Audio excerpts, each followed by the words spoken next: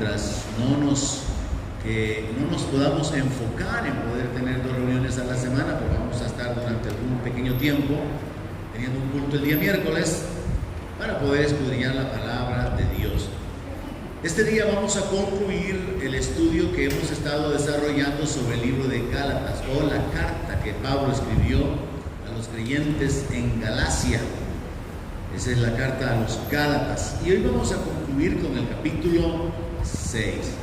Pero quiero hacer una pequeña reseña de la meditación de la semana pasada. Y yo quiero invitarle para que usted pueda ir a la página de Facebook o al canal de YouTube para poder ver los estudios anteriores. A veces es importante seguir la secuencia para poder tener todas las ideas completas y de esa manera pues tener un mayor crecimiento en el conocimiento de la palabra. En la reunión anterior, cuando yo comencé a tocar el capítulo 6 de Gálatas, compartí, aunque no en este orden o presentado de esta manera, 6 declaraciones que el apóstol Pablo hizo. Para los que toman nota, tal vez esto pueda ser una forma más fácil de poder recordarlo. Pero cada uno de los textos que el apóstol Pablo utilizaba contenían una declaración, una verdad, como yo le he enseñado, que usted debe de extraer de la Biblia. Así que sin citar los textos o los versos específicos, quiero mencionar 6 cosas que usted debe de recordar de la primera parte del capítulo 6 de Gálatas. Número 1. Los espirituales deben de restaurar a los que caen, no criticarlos, no murmurar, no andar señalando, no andar hablando del pecado del otro, sino que la tarea y la instrucción apostólica es restaurar a aquel que es hallado en alguna falta. Número 2. Los fuertes ayudan a los débiles con sus cargas. En la medida que usted pueda ayudar a otros a avanzar en su vida espiritual, delante de Dios, usted es responsable de poder apoyar a otros para que avancen. Pero usted es responsable también de crecer y desarrollarse, no esperando que todo el tiempo estén orando por usted, que todo el tiempo lo lleven en oración, porque hay cristianos que nunca crecen y todo el tiempo están dependiendo de otros y están esperando que otros les ayuden y nunca maduran, nunca se establecen, nunca toman compromiso. Pero hay un punto donde tiene que cumplirse esta palabra, y es que los que ya han crecido un poco, los fuertes, deben de ayudar a los débiles con sus cargas. Número 3.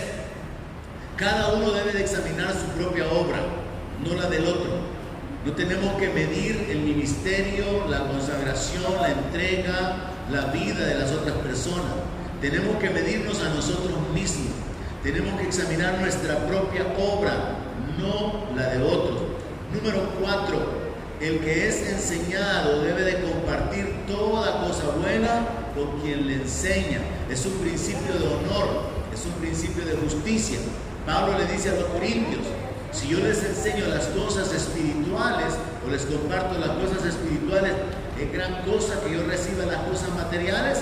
Y la respuesta es no. Y en este sentido hay que enseñarle aún a nuestros hijos a ser agradecidos, y tenemos que practicar nosotros el poder tratar de bendecir y de honrar a cualquiera que esté involucrado en ministrar nuestra vida.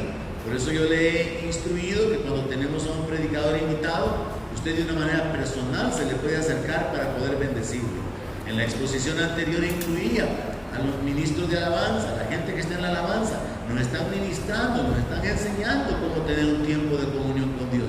Le mencionaba la importancia de que los maestros de la escuela bíblica sean reconocidos, y le compartía la idea de que en el SEM, aunque nosotros no tratamos de poner nunca una presión sobre esto, se ha acostumbrado que los estudiantes generalmente levantan una ofrenda para poder bendecir a los maestros, pero a veces es tan insignificante la ofrenda que revela que el cristiano promedio no ha entendido ese principio, de que el que es enseñado debe de compartir toda cosa buena con quien instruye.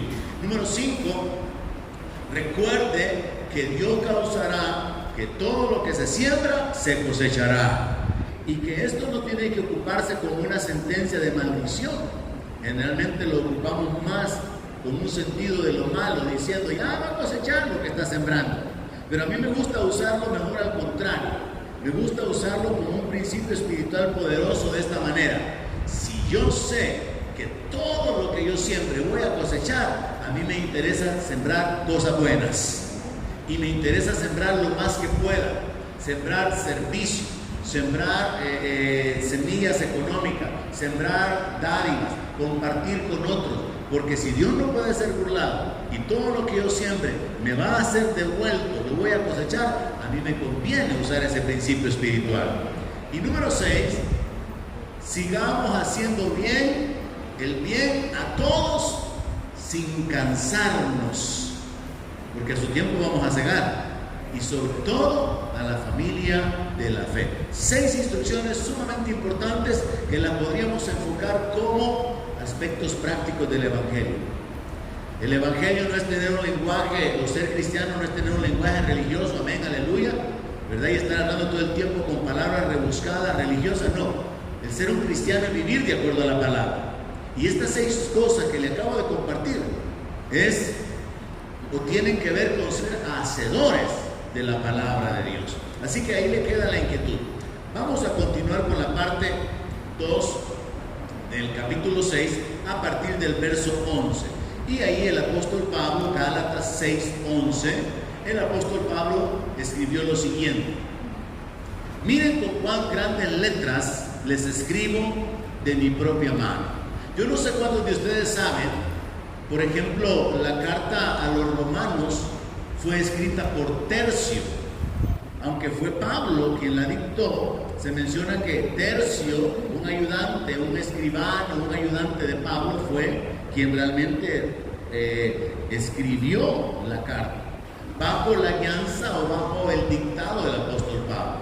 Y entonces los conocedores de la Biblia coinciden en que aquí el apóstol Pablo, que estaba preso en Roma cuando escribió esta carta, por cierto, tenía a alguien que escribiera la carta mientras él se la dictaba.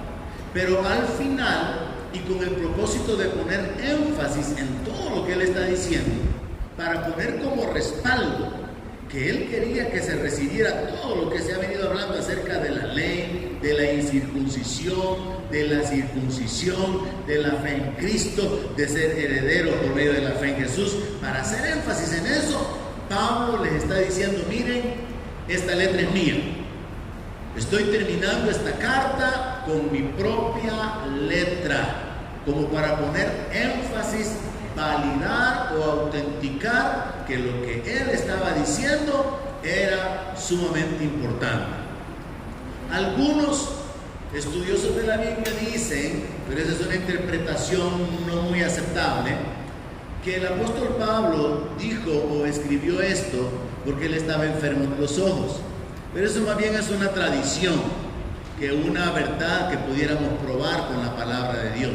Así que yo me inclino por el enfoque de que en realidad Pablo estaba más bien tratando de llamar la atención hacia la autoridad apostólica que él tenía para poder escribir todos los principios doctrinales que aquí están escondidos.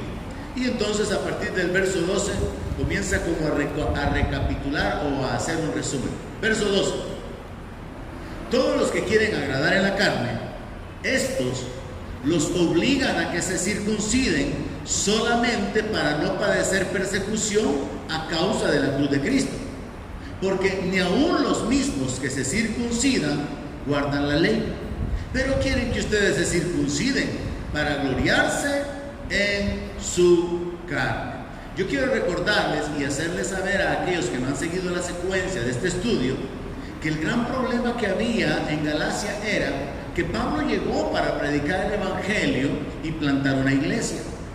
Y estos discípulos comenzaron a perseverar en la fe, pero pasado un tiempo llegaron algunos cristianos que eran judíos, o al revés, judíos que habían creído en Jesús, y llegaron supuestamente a quererlos reorientar en su fe y hacerles ver que creer en Cristo no era suficiente, que tenían que guardar la ley. Y ya cubrimos eso en uno de los capítulos anteriores. Entonces, el enfoque principal de la carta a los Gálatas es que había gente que quería someter a los cristianos a vivir bajo la ley. Y Pablo tiene que ordenar la doctrina para hacerles saber a estos creyentes que ellos no pueden volver atrás. Y por eso es que allá en capítulo 1, capítulo 2, cuando comienza a abordar la confusión que se había dado, les dice: Gálatas insensatos, les dice, ¿quién los ha fascinado? ¿Quién los engañó? Si ustedes ya habían creído en Cristo, ¿cómo que están volviendo atrás? ¿Cómo que quieren someterse a la ley? Si ustedes quieren vivir bajo la ley, ustedes se desligan de Cristo. Y ya cubrí también todo eso. Pablo les está diciendo, solo hay dos maneras de vivir. O vivimos por la fe y recibimos la justicia por la fe en Cristo, o vivimos apoyados en nuestras obras, nuestra propia justicia, y al final no recibimos nada, porque por las obras de la ley nadie puede ser justificado. Y por su propio esfuerzo, ningún ser humano puede probarle a Dios que es digno de entrar en el reino de los cielos. Así que la única forma es por medio de la fe en Jesucristo. Y eso es el centro de la carta de los Gálatas. Hacer ver que nuestra confianza tiene que estar en Jesús. Bajo este enfoque yo ya compartí el hecho de que aunque tenemos que ser personas comprometidas, diligentes, esforzadas, nuestra confianza, nuestra seguridad de la salvación no debe de estar basada en que nunca nos hemos apartado de la iglesia como otros. No hemos caído en pecados de adulterio o nos hemos ido a emborrachar y luego de un par de años lejos del Señor hemos regresado para reconciliar. Hemos permanecido fieles en el ministerio, hemos permanecido fieles financiando la obra. Nunca, de los nunca, nadie podrá apoyarse en su vida para estar seguro de su salvación. Porque nadie puede alcanzar la salvación por sus obras. Siempre tiene que ser por lo que Jesús hizo por nosotros. Eso tiene que ser un fundamento, pero inamovible.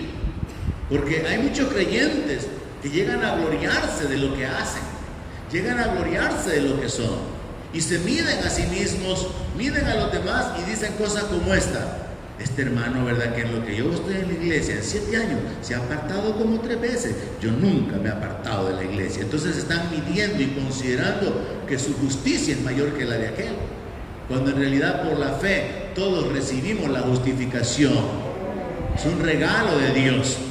Ahora, la práctica de la justicia, la obediencia a la palabra, lo que causa es la bendición o las consecuencias o las maldiciones que atraemos en nuestra vida por la desobediencia.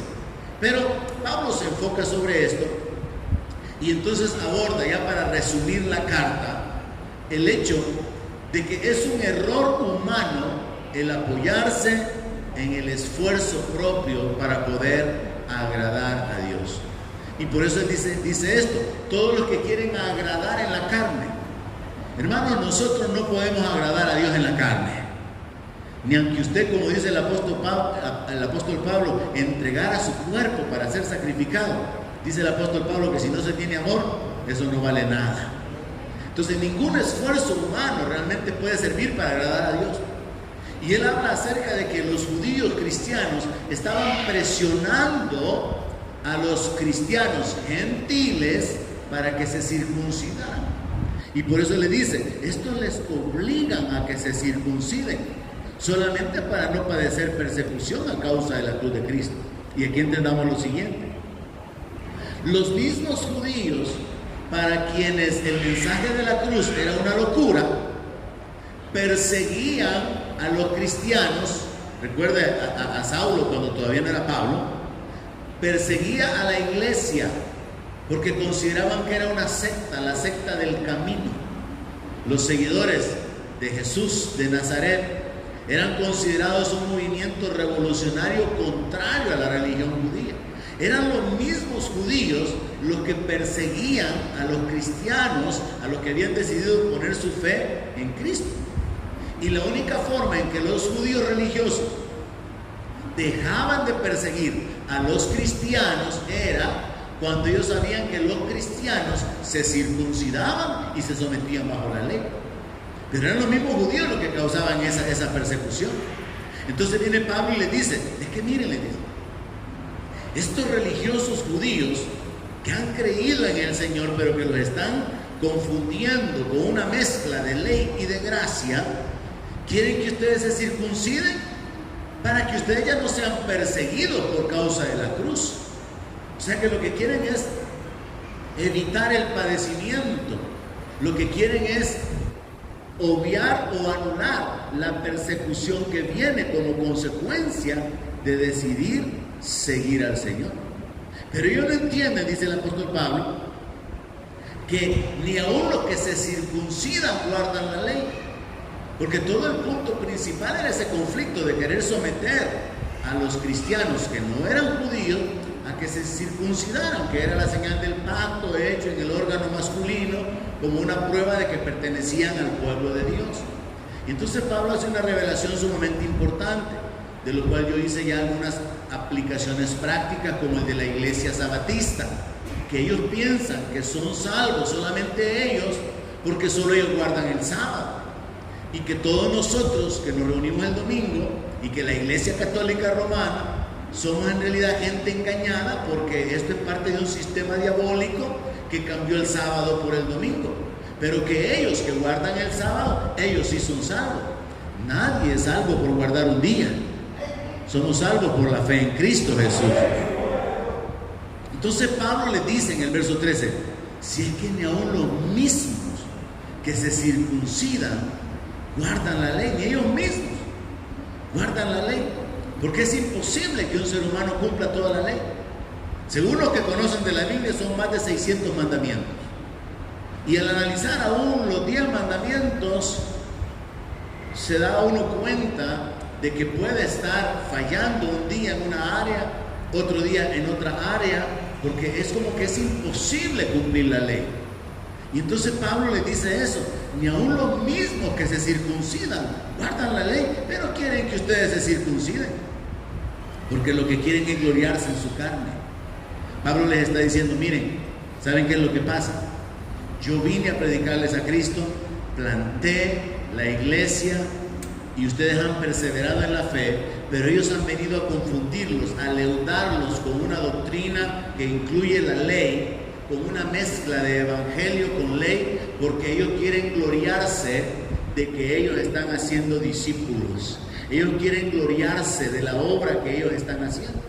Y yo ya mencioné dentro de la exposición a lo largo de este estudio de que eso exactamente es lo que ha sucedido en las iglesias que se llaman mesiánicas.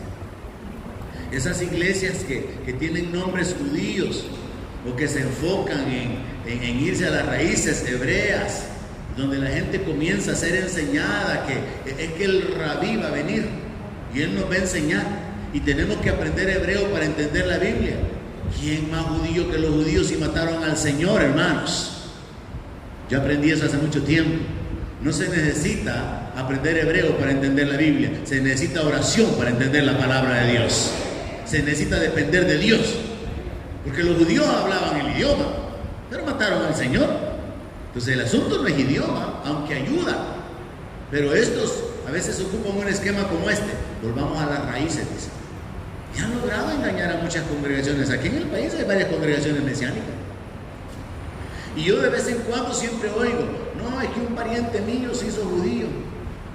Porque siguen pensando de que al hacerse judíos se van a hacer parte del pueblo de Dios.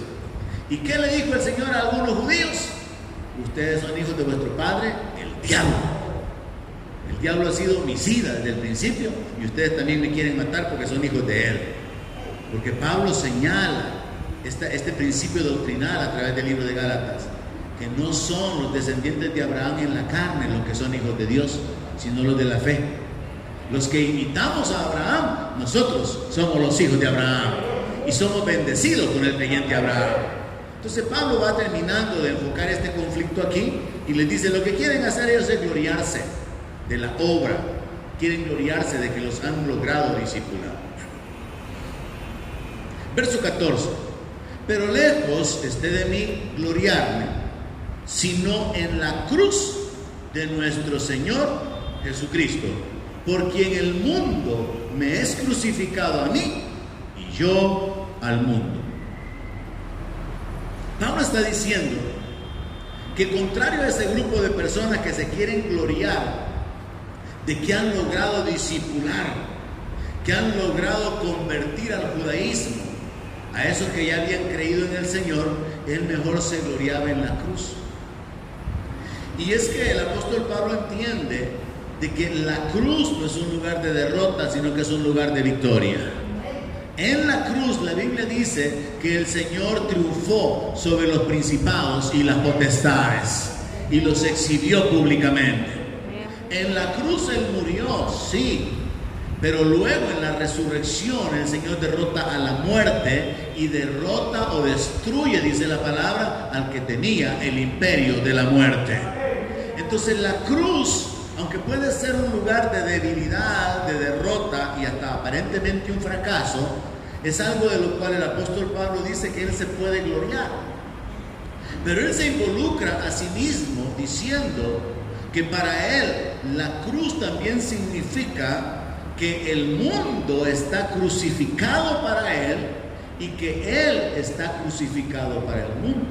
Porque como la cruz es un símbolo de muerte, entonces Pablo está diciendo, cuando yo pienso en la cruz de Jesús, yo pienso en la muerte del Señor que obtuvo la victoria, que obtuvo mi salvación, que obtuvo el perdón de mis pecados, obtuvo la justificación por medio de la fe.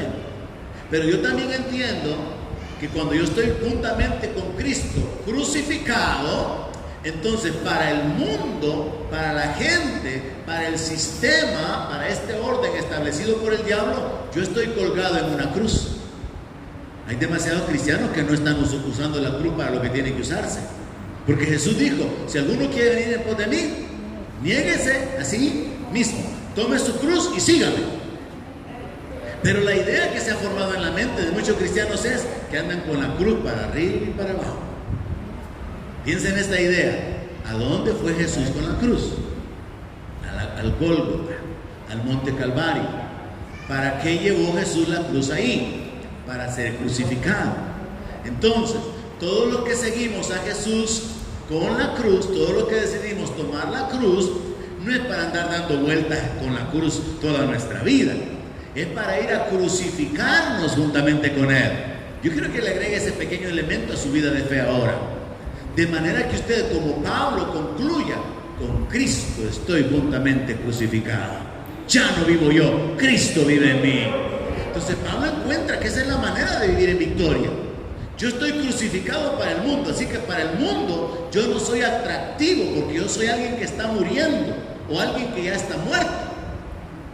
Pero al mismo tiempo, Pablo dice, y para mí el mundo está crucificado. Así que el mundo está muerto, no es alguien atractivo, no me interesa el mundo, porque yo estoy vivo. Pablo usa un juego de palabras donde él dice que por medio de Jesucristo el mundo está crucificado para él, pero también él está crucificado para el mundo, hablando acerca de que no hay atracción, no hay interés. Y de esa manera, él se enfoca en la victoria que nosotros podemos tener sobre el mundo. Quizá todos podemos recordar que es el apóstol Juan el que da estas instrucciones. No améis al mundo, ni las cosas que están en el mundo. ¿Cuántos recuerdan esa palabra? Ahora, nosotros podemos usar las cosas del mundo, pero no amarlas, no apegarnos a ellas. La Biblia dice que Dios nos da las cosas en abundancia para que las disfrutemos. Así dice la palabra, así dice mi Biblia. Que Dios nos da las cosas en abundancia para que las disfrutemos. Pero esto significa que nosotros tenemos que enseñorearnos de las cosas y no las cosas dominarnos a nosotros. Tenemos que usar las cosas, tenemos que disfrutarlas, compartirlas y usarlas para el reino de Dios. Esa es la manera correcta, donde también se cumple el principio que el Señor Jesucristo expresara de que no se puede servir a dos señores. Y Él específicamente habló de que no se puede servir a Dios y a las riquezas, ¿verdad? Pero sí se puede servir a Dios con las riquezas, porque servimos a Dios con nuestro corazón, y las riquezas y todo lo que nosotros podamos tener o hacer está disponible para Dios, porque entendemos que nada es nuestro. Somos mayordomos. La tierra le pertenece al Señor. Suyas son las almas, suyas son las bestias del campo. Todo es de Él. Y aún nuestro cuerpo, dice la palabra, que no es nuestro. ¿Cuántos están agradecidos con Dios por su cuerpo? Estoy agradecido con Dios, hermano, por la vida, por el aliento, por la fuerza, por las facultades, por las habilidades, porque Él es quien nos permite disfrutar la vida. Son sus bendiciones, su gracia, su misericordia. Entonces nada es nuestro, y bajo ese enfoque uno puede vivir de manera que puede tener cosas, puede usar las cosas, puede disfrutar las cosas, pero no amarlas. ¿Sabe cuál es la medida? Que cuando Dios le pida algo, usted pueda soltarlo. Ahí usted sabe que usted no está siendo dominado por lo que tiene, sino que usted tiene las cosas bajo su dominio y usted las suelta cuando Dios se las pide. Esa es una persona que vive en libertad. Pero mire la atadura en la que vive mucha gente. Yo recuerdo que hace algunos años, no sé si uno de los dueños, no sé si de Nike o de Adidas, pero fue una persona súper millonaria, se suicidó porque en una de esas cuestiones de negocios de la bolsa de valores perdió no sé cuántos millones de dólares. Todavía tenía un montón de millones, pero los millones que perdió lo movieron a suicidarse. Hay gente que depende de sus riquezas y de su nivel de riqueza para sentirse seguras. Nosotros estamos seguros en Cristo. A mí me encanta esa palabra que dice: en Cristo estamos completos. Estamos completos en el Señor. Me gusta esa palabra que dice que todas las cosas que pertenecen a la vida y a la piedad nos han sido dadas por medio del conocimiento de aquel que nos amó. Me encanta eso porque cuando yo entiendo, es que Dios ya pensó en mí, en mis necesidades. Dios ya sabe de qué cosas tengo necesidad. Jesús lo dijo, ¿verdad? Y Dios ya sabe de qué cosas voy a tener necesidad más adelante. Y Él se anticipa. Él se anticipa a nuestras circunstancias. Y Él ha hecho la provisión. Así como cuando usted va al mercado y lleva las cosas necesarias para la semana, para sus hijos, el Dios de los cielos, al cual no podemos superar, porque Él es el Padre por excelencia, Él ha hecho provisión de todo lo que necesitamos. Y por eso la palabra de Dios, o el Señor Jesús mismo, instruyó a los discípulos a no afanarse por el día de mañana. Pero mientras la revelación no llega, hay un montón de creyentes afanados.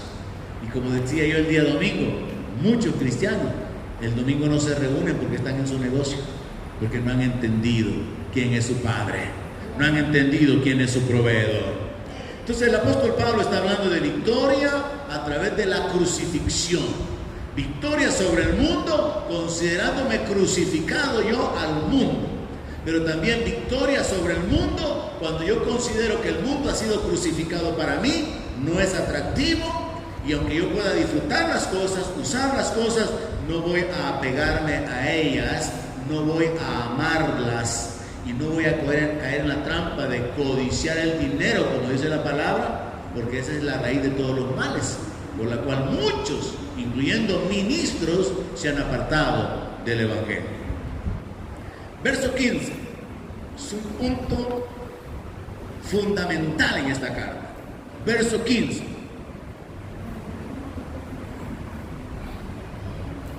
porque en Cristo Jesús ni la circuncisión vale nada, ni la incircuncisión, sino una nueva creación.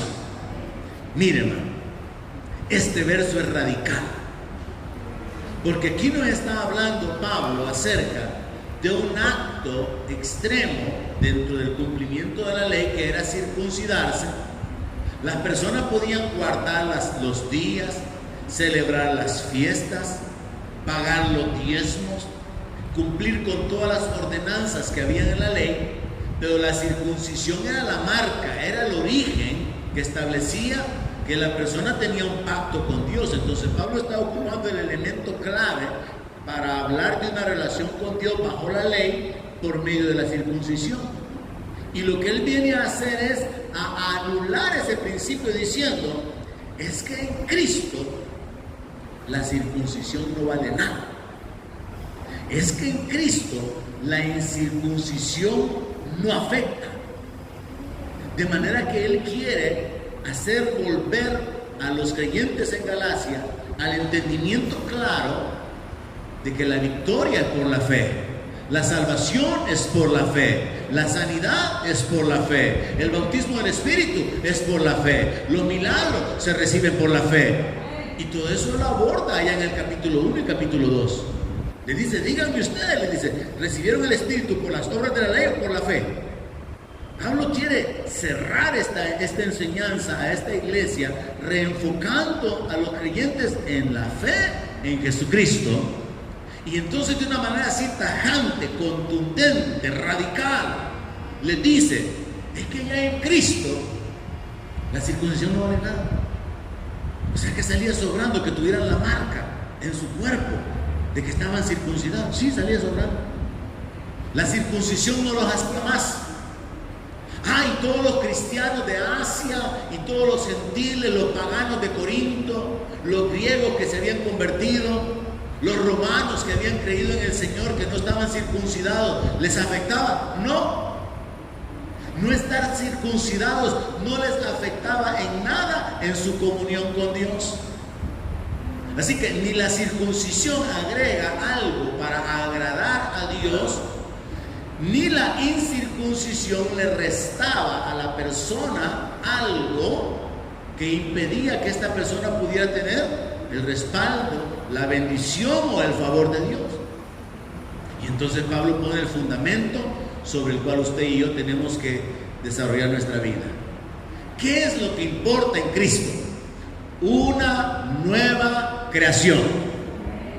La primera enseñanza doctrinal de Jesús a Nicodemo: si no naces de nuevo, no vas a ver el reino. Si no naces de nuevo, no vas a entrar en el reino. El nuevo nacimiento es la clave. No es a cuál iglesia se va, si es a una bautista, pentecostal, príncipe de paz, puerta del cielo, escalera del cielo, el rey de reyes, lo que sea. No es a cuál iglesia se va, sino es si somos parte de la verdadera iglesia por causa de haber nacido del Espíritu. Porque Jesús enseña claramente que en lo natural nacimos por la voluntad de carne. Nacimos porque papá y mamá se pusieron de acuerdo, o aunque no tan de acuerdo, pero ahí nacimos. Pero para nacer espiritualmente, usted se pone de acuerdo con Dios. Porque para nacer por segunda vez, usted decide nacer de nuevo. Venir a este mundo, nadie de nosotros lo pidió. Y por eso muchos hijos le reprochan eso a los padres, ¿verdad? ¿Y para qué me trajiste a este mundo? Yo no te pedí nacer. Hay algunos hijos que no entienden que es Dios quien da la vida. Que aunque hay voluntad de carne involucrada, al final es Dios el que da la vida. Pero aquí el apóstol Pablo está enfocando a los creyentes diciéndoles: es que miren, vivimos en una dispensación, vivimos en una nueva etapa. La ley ha quedado atrás. Vivimos ahora por la fe en Cristo Jesús. La dispensación de la iglesia, la dispensación de la gracia. Y en esta dispensación, donde somos unidos, injertados en el cuerpo de Cristo, bautizados en el cuerpo de Cristo, lo que verdaderamente importa es si somos una nueva creación.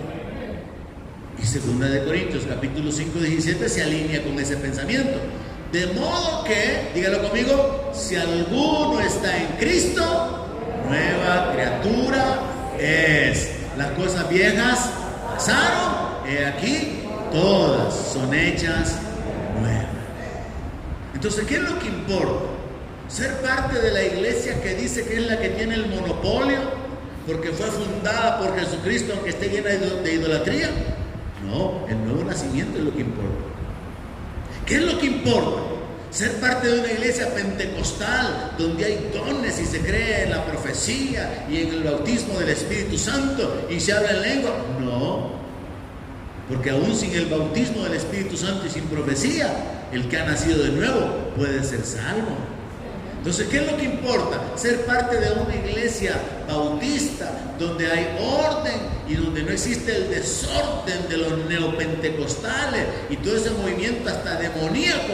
No, es que el asunto es lo que estamos aprendiendo el día domingo: la sana doctrina para ser sanos en la fe, para ser miembros de la única y verdadera iglesia que es el cuerpo de Cristo.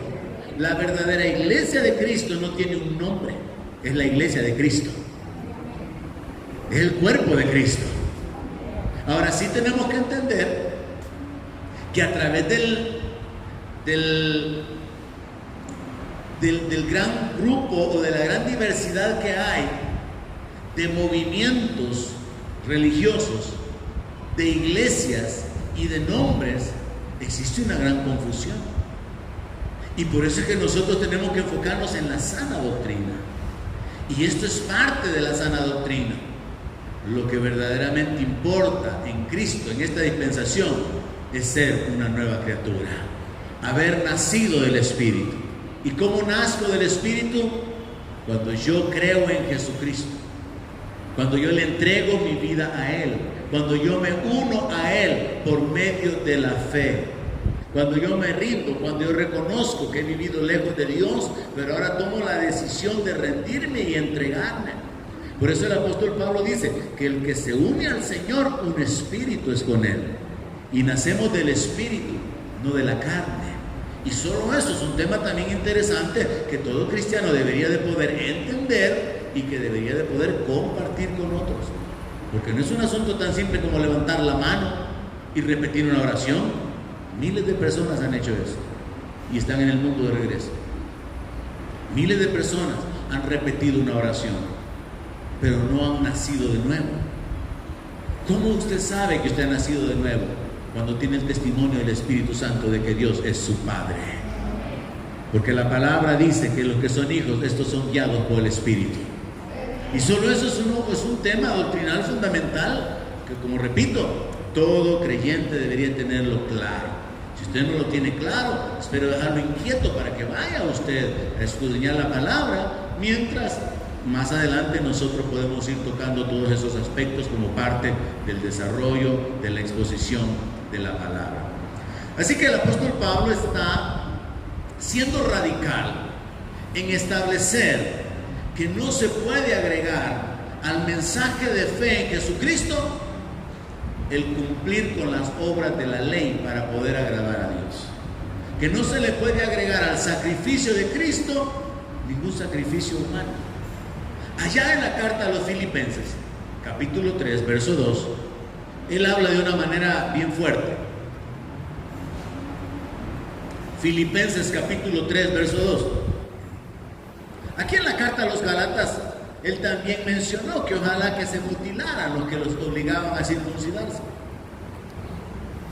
Pero en Filipenses capítulo 3, verso 2, recordando que la Biblia está escrita con un lenguaje figurado para poner énfasis en la aplicación, miren las palabras que el apóstol Pablo utilizó: guárdense de los perros, hablando de las personas inmundas, hablando de las personas que se revuelcan en el pecado y que viven en su inmundicia. Dice, guárdense de los perros, guárdense de los malos obreros, los que fingen piedad, los que tienen apariencia de piedad pero viven de una manera contraria a la piedad. Su vida está contraria a lo que están hablando o predicando. Es diferente lo que viven de lo que predican. Guárdense de los malos obreros, personas interesadas en obtener ganancia deshonesta, personas interesadas en hacer del evangelio un negocio. Guárdense de los malos obreros.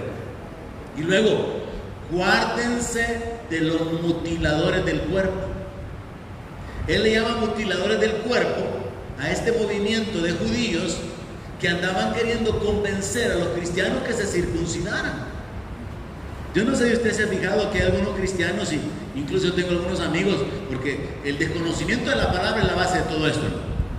Hay algunas personas cristianas que de repente aparecen con que es que hay que ocupar el talit, un manto así con blanquito y franjas azules, porque eso los hace sentirse más espirituales. Y yo imagino que cuando se lo ponen se sienten, ay santo, ay, se sienten así más ungidos. O que si no, que hay que ocupar el gorrito aquí, creo que se llama kipán, que hay que ocupar el gorrito para poder orar. Y comienza con esas prácticas judías, con esas cosas que no le agregan nada de santidad, de justicia a la persona, pero como lo llevan en ese rumbo, muchos comienzan a caer en esas prácticas. Hoy, en el tiempo de la pandemia, a mí me invitaron a predicar a una congregación donde una mujer era la pastora, y al final de la predicación ella llamó a la congregación para poder ministrar, y salió un hermano corriendo y le fue a traer el manto para colocárselo, porque es algo así como que sin el manto no tiene la unción. O sea que la unción está en el manto, y cosas por el estilo que van causando que el creyente se desvíe de su fe en Cristo, que se desvíe de la sana doctrina. Por eso es que yo estoy tomando este reto de todos los domingos de enfocarlo en cuál es la sana doctrina, para que seamos una iglesia sana en la fe. Recuerde que es lo que el apóstol Pablo le dice a Tito: repréndelo duramente, le dice, para que sean sanos en la fe. ¿De qué depende que seamos sanos en la fe? Que conozcamos la sana doctrina. Depende de eso en gran manera, que tengamos el corazón sincero, que nos conformemos a la doctrina que es conforme a la piedad y a las palabras del Señor Jesucristo. Eso es lo que hemos cubierto en los últimos 2 domingos, por si acaso no se ha dado cuenta, pero así se resume. Entonces Pablo ahora está diciendo, miren, le dice: apártense, no tengan comunión con los perros, con los malos obreros, con los mutiladores del cuerpo. Verso 3: porque nosotros somos la circuncisión, dice Pablo, los que en espíritu servimos a Dios y nos gloriamos en Cristo Jesús, no teniendo confianza en la carne. No dependo de mi esfuerzo, no dependo de mi permanencia en el ministerio como pastor, no dependo de mis obras, de mi servicio, no dependo de mi vida. Mi confianza en cuanto a la salvación no depende de mi carne, depende de la obra del Señor Jesucristo. He creído en Él para ser justificado, para ser perdonado, para ser adoptado. Díganme si usted también lo cree. He creído en Él para ser constituido heredero de Dios, coheredero juntamente con Él.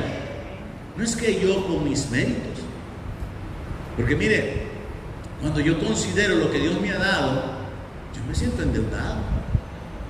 Yo miro a muchos de los pastores amigos en la forma en que ellos desarrollan su ministerio, pero cuando yo veo, hay 2 formas de verlo. Ellos me miran a mí y me miran como alguien grande, como alguien que tiene un gran ministerio, que viaja, que tiene amigos, que tiene conexiones con otras iglesias, que predico afuera. Ellos me miran así, como alguien grande, porque ellos no tienen todo eso. Pero cuando yo los miro a ellos, yo los miro como aquellos que no han tenido ni el entrenamiento, ni el conocimiento de la palabra, ni la formación que yo he tenido. Entonces yo me aflijo y digo, yo tengo una deuda más grande, porque al que mucho se le da, mucho se le demandará. Y entonces yo no me veo así como que bien importante y bien grande. No, hermano, a mí me aflicción me da, hermano, cuando yo pienso lo que Dios me ha confiado. La mayoría de ustedes saben que creo que fue allá en el 2005, el Señor me permitió ir a Hawái por casi un mes para un entrenamiento de liderazgo de alto nivel. ¿Cuántos de los pastores de El Salvador han ido a ese instituto bíblico de alto nivel? Son bien pocos.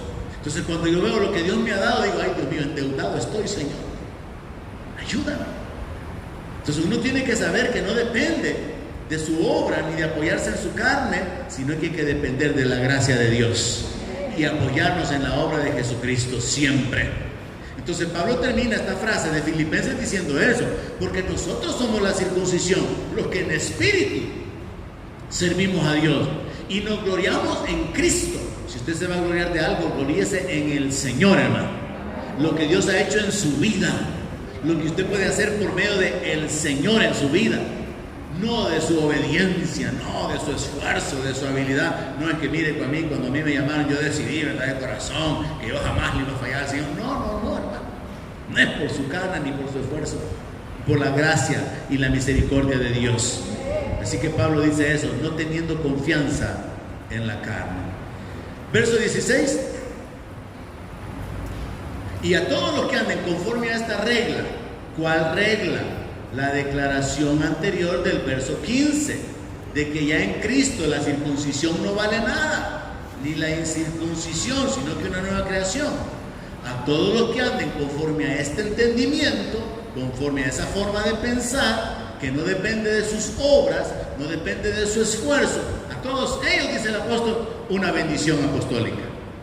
La paz y la misericordia de Dios sea sobre su vida. Para todos aquellos que entienden que no depende de su esfuerzo, de su sacrificio, de la determinación, sino de la misericordia de Dios, del favor de Dios, de la gracia de Dios, Pablo dice, bueno, que la misericordia siga siendo abundante sobre ellos, que la paz de Dios sea en ellos. Entonces vemos que el apóstol Pablo menciona también al Israel de Dios. Esta frase es interesante, porque si usted pone en orden la idea del texto, dice, y a todos los que anden conforme a esta regla, a todos los gentiles, todos los creyentes, todos los que han comprendido que la circuncisión no vale nada y que la incircuncisión tampoco afecta, sino que la nueva creación, a todos los que anden conforme a esa regla, pero hace una separación, y al Israel de Dios. ¿Sabe por qué? Porque no todo Israel es de Dios. No todos los israelitas creyeron en el Señor. No todos los judíos creyeron en el Mesías. Y hasta el día de hoy, no todo Israel cree en Jesús. Entonces hay un Israel de Dios y hay un Israel del diablo, como Jesús le dijo a los fariseos. Jesús fue bien fuerte con ellos. Entonces esta frase es sumamente interesante, porque aunque pareciera un enfoque espiritual, porque hay otro texto donde pareciera que nosotros, la iglesia, somos el Israel espiritual, aquí en realidad Pablo está haciendo una separación diciendo, es que a los verdaderos judíos, los judíos que le pertenecen a Dios, que ellos también tengan paz y misericordia de parte de Dios. Verso 17. De aquí en adelante, como que si fuera un ruego del apóstol Pablo, nadie me cause molestias, porque yo traigo en mi cuerpo las marcas del Señor. Esa frase, nadie me cause molestias, sería como que, miren hermanos, ya no sigan afligiendo mi espíritu. Porque Pablo, recuerden ustedes en la exposición de los primeros capítulos, él dijo, me temo que haya trabajado en vano, dijo. Es como uno de pastor cuando uno ve a la gente inconsciente, ve a la gente inestable, ve a la gente con su tibieza espiritual. Yo como pastor, cuando veo a algunos indiferentes en el tiempo de la alabanza y la adoración, me da un pesar, me da una preocupación cuando digo, no han entendido, no ha funcionado el enseñar la palabra, el retarlos, el guiarlos. Y Pablo vivía con ese temor, con ese pesar. Me temo que haya trabajado con ustedes en vano, les dice a los creyentes en Galacia, porque se estaban volviendo atrás. Sobre ese entendimiento de que él se sentía frustrado de ver la iglesia inestable, es que ahora le dice esto, miren, de aquí en adelante ya no me sigan afligiendo el espíritu con eso de que o están firmes en el Señor o no están firmes, pues, o han creído en el Señor o se van a justificar por medio de la ley. Ya no me causen más aflicción, ya no me causen más molestia. Y Pablo se enfoca en su autoridad apostólica y le dice, porque yo traigo en mi cuerpo las marcas del Señor. Así como a los bueyes se le pone una marca, no sé cuántos están ubicados con eso, ¿verdad? El fierro que se le pone a los bueyes para establecer quién es el dueño, de qué rancho proceden o a qué rancho pertenecen. En la antigüedad aún los esclavos se marcaban para establecer de quién eran propiedad de ellos. Ahora Pablo, habiendo sido perseguido por causa de predicar el evangelio, recuerde que fue azotado con varas, recuerde que fue apedreado. Pablo viene y dice, miren, yo tengo las marcas por causa de ser un servidor de Cristo. Tengo la autoridad apostólica para poder corregirlo, para poder reorientarlo. Así que por amor de Cristo ya no aflijan mi espíritu con esa inestabilidad, con esa falta de convicción en cuanto a su fe, con esa fluctuación entre vivir en la ley y vivir por la gracia o vivir por la fe. Así que Pablo les dice, por la autoridad apostólica que tengo deberían de recibir todo lo que les he enseñado. Y finaliza en el verso 18 diciendo: hermanos, la gracia de nuestro Señor Jesucristo sea con vuestro espíritu. Pablo declara una bendición poderosa: la gracia de Dios sobre los creyentes. Y es que vivir bajo la gracia, hermano, eso es algo precioso. Vivir bajo el favor de Dios, bajo la provisión de Dios, bajo la protección de Dios, bajo la ayuda de Dios, disponible siempre y que es inmerecida, eso es algo glorioso. Y Pablo termina esta carta diciéndole eso a los creyentes en Galacia. Habiendo corregido el conflicto doctrinal, habiendo corregido la conducta de los creyentes, habiendo establecido los principios doctrinales, ahora él proclama esa bendición: que la paz y la misericordia sea sobre los creyentes y que la gracia sea con el espíritu de todos aquellos que oyeron y recibieron la palabra. Y lo mismo les digo yo esta noche: que la gracia de Dios sea con el espíritu de ustedes, hermanos. Y les reto a que no se conformen con la exposición de la palabra. No se conforme si usted algún día no viene a la iglesia con medio oír el mensaje. Mientras está echando las tortillas, oye tantito, se vuelve a la cocina. Vuelve a oír tantito, así no se puede, así no funciona. Usted tiene que tener un tiempo, apartarse para poder oír la palabra.